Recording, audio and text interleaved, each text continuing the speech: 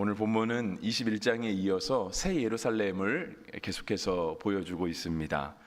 그래서 새 예루살렘에 대한 모습, 또 새 하늘과 새 땅에 대한 모습은 21장을 시작하면서부터 하나님께서 우리에게 해주신 말씀입니다.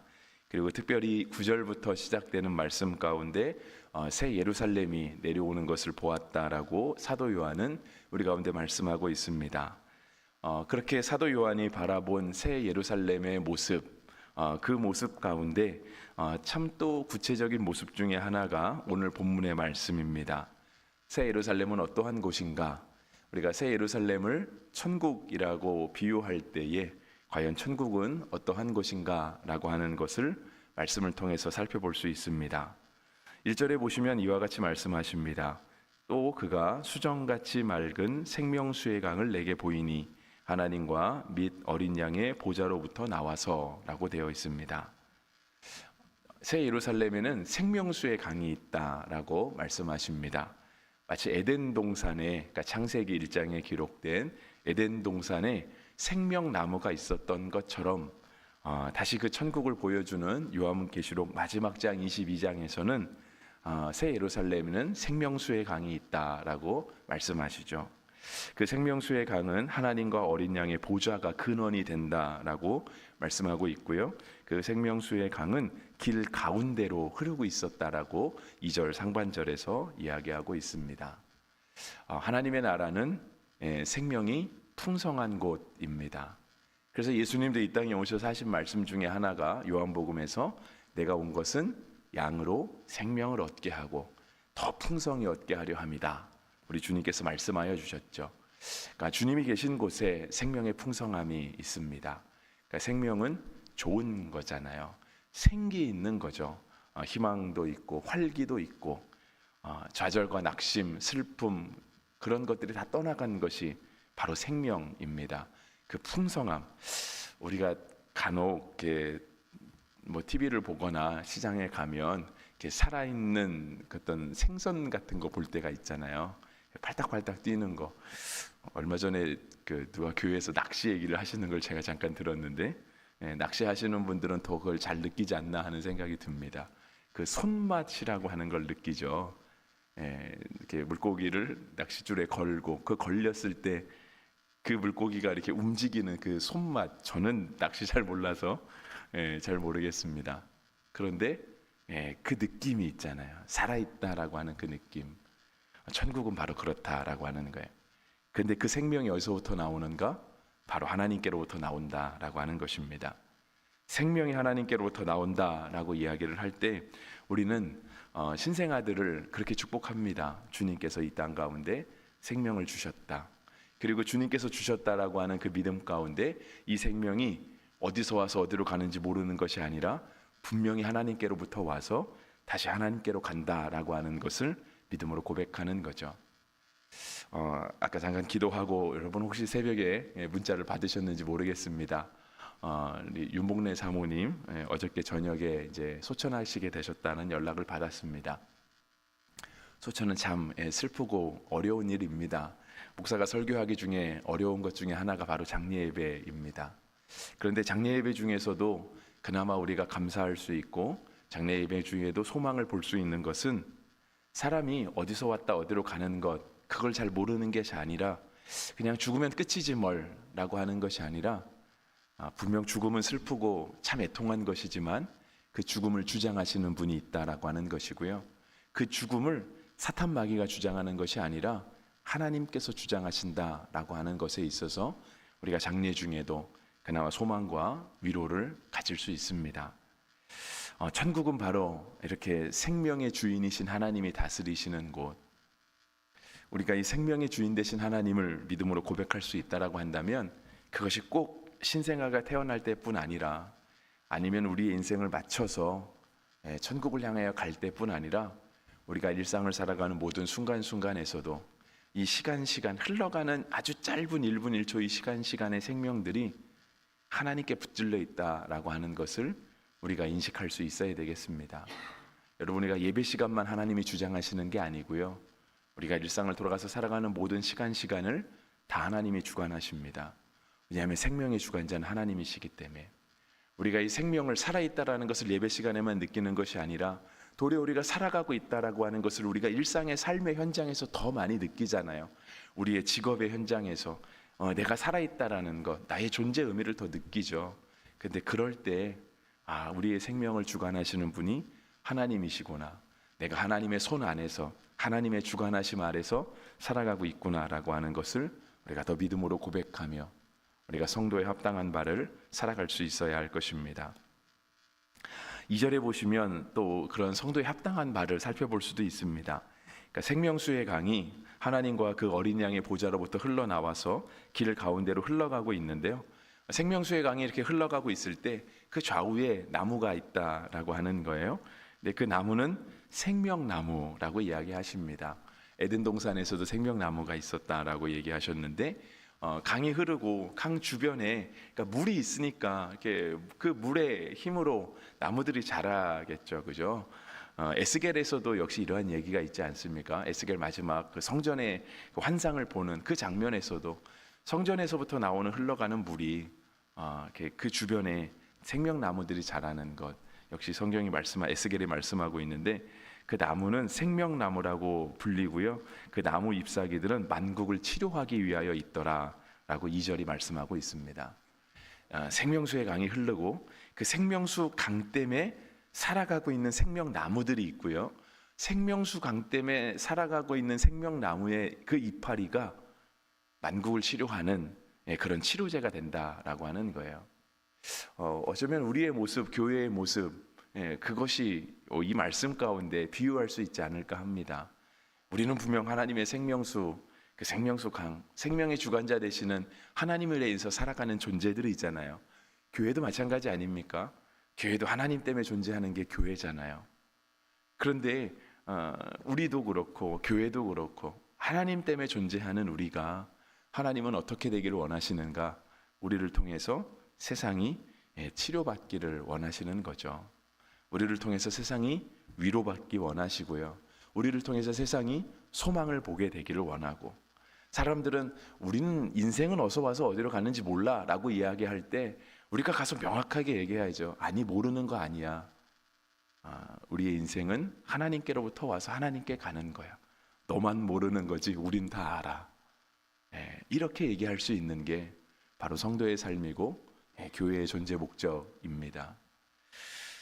네, 우리 어제 오전이더라고요. 어저께 2부 예배 시작하기 전에 공항에서 사고가 났죠. 한 9시 몇 분쯤이라고 하니까 미리 알았더라면 우리가 예배 시간에 함께 좀 기도하면 좋았을 텐데 하는 그런 안타까운 생각이 어제 오후에 이제 예배 마치고 뉴스 보면서 들었습니다. 네, 어저께 저녁에서 이제 계속 이제 그 뉴스를 보다가 어저께 저녁에 뉴스를 마치는 앵커가 그 얘기를 하더라고요. 물론 앵커의 생각입니다. 채널 돌리다가 잠깐 보고 들은 얘기인데요. 그 앵커가 무슨 얘기를 하냐면 국가가 필요할 때라고 하는 이야기를 하더라고요.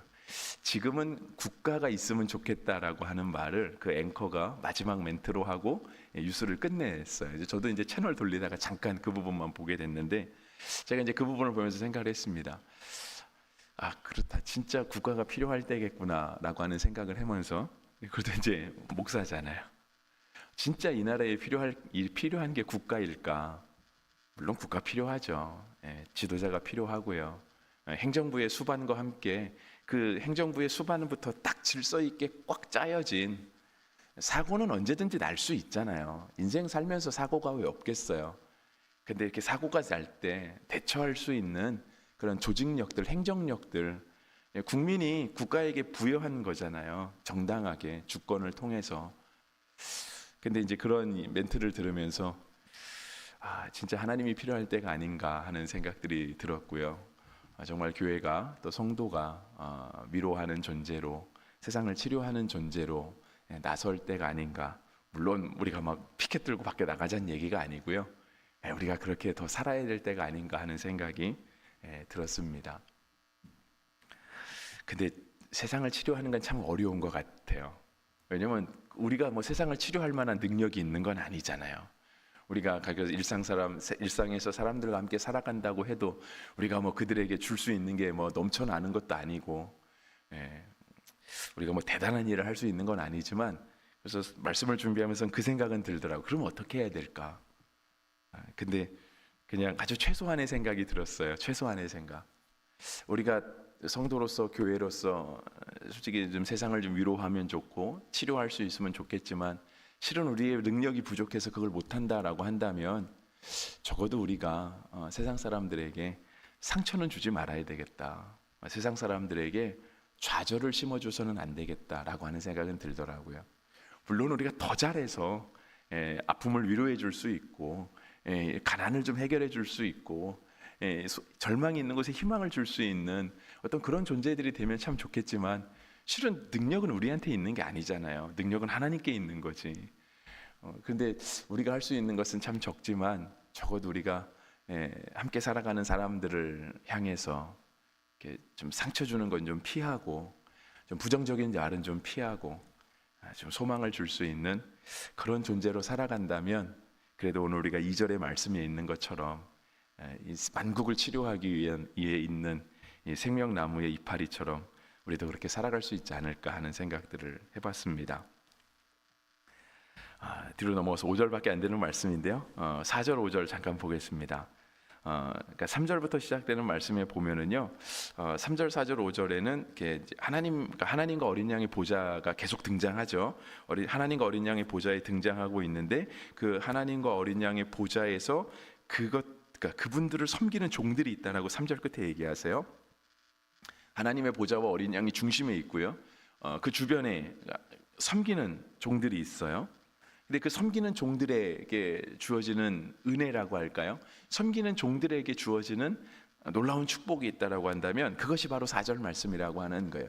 섬기는 종들이 그의 얼굴을 본다라고 하는 거죠. 그리고 그의 이름도 그들의 이마에 있게 될 것이다. 여러분, 종은 힘듭니다. 그렇죠. 하나님을 섬기며 사는 것, 믿음 지키며 사는 것 정말 쉽지 않아요. 하지만 과연 누가 하나님의 얼굴을 볼 수 있는가? 하나님을 섬기는 사람이 볼 수 있다라고 하는 거죠.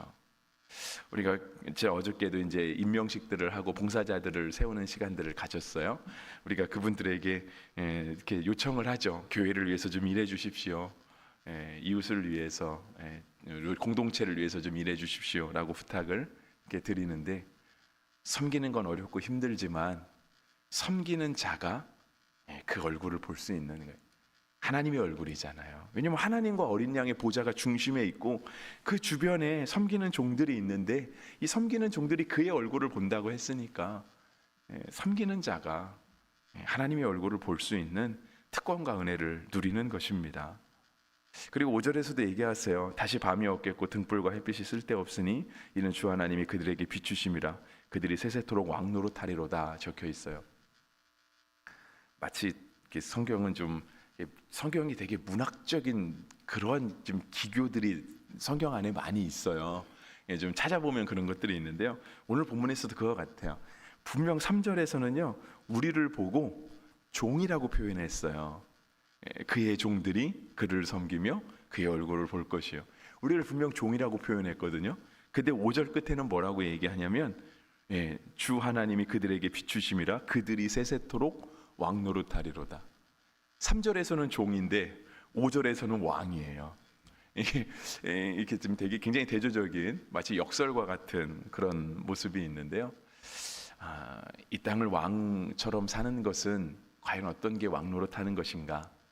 우리가 하고 싶은 거 다 하고 하고 싶은 말 다 하고 나는 이 땅에서 못 해본 게 하나도 없어 라고 말할 정도 되면 그것이 왕노릇하는 것인가? 그렇지 않다라고 하는 거죠.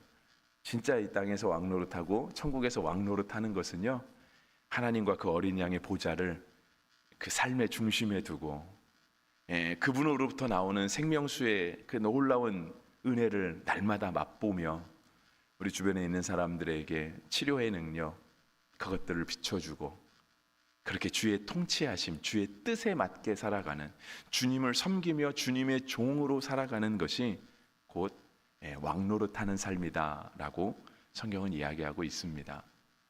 오늘 하루를 살아가는 우리 모두에게 이러한 왕노릇하는 은혜가 있게 되기를 간절히 바랍니다. 우리는 분명 종이에요. 근데 사람의 종이 아니라 하나님의 종이죠. 하나님이 우리에게 날마다 생명수의 강을 넘치도록 부어주실 거예요. 그 은혜 안에서 생명의 그 팔딱팔딱 뛰는 그 생기를 맛보게 되시기를 간절히 바라고요. 그것으로 인하여서 우리 주변 사람들이 치료함을 얻고 위로를 얻고 소망을 갖게 되기를 바라고, 또 그렇게 사는 삶이 진짜 왕노릇하는 삶이구나. 내가 하고 싶은 것을 다 해서 여한이 없는 삶, 후회가 없는 삶이 왕노릇하는 것이 아니라 주님 말씀 따라 하나님을 잘 섬기며 사는 것, 하나님의 통치 아래 그분의 뜻대로 살아가는 것이 왕노릇하는 삶이라는 것을 오늘도 우리가 삶을 살아가면서 경험하게 되시기를 주의 이름으로 축복합니다.